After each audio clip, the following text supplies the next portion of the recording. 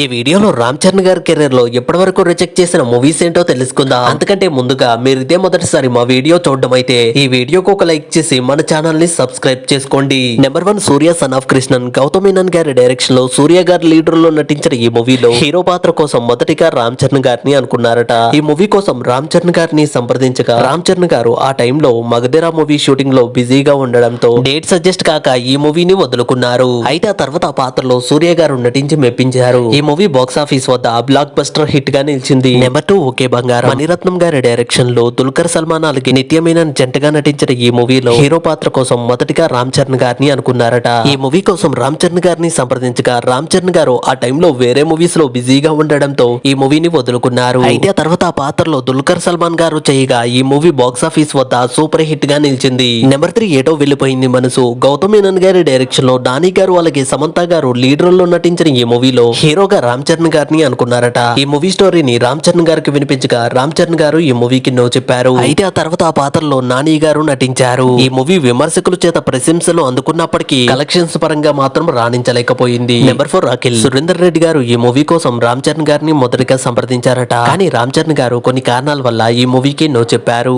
ఆ తర్వాత ఆ పాత్రలో అఖిల్ గారు నటించినప్పటికీ ఈ మూవీ బాక్స్ ఆఫీస్ వద్ద బిగ్గెస్ట్ డిజాస్టర్ గా నిలిచింది. ఈ వీడియోకి ఒక లైక్ చేసి రామ్ చరణ్ గారి మూవీస్ లో మీకు ఇష్టమైన మూవీ ఏంటో కామెంట్ చేయండి. అలాగే వెళ్తూ మన ఛానల్ ని కూడా సబ్స్క్రైబ్ చేసుకోండి.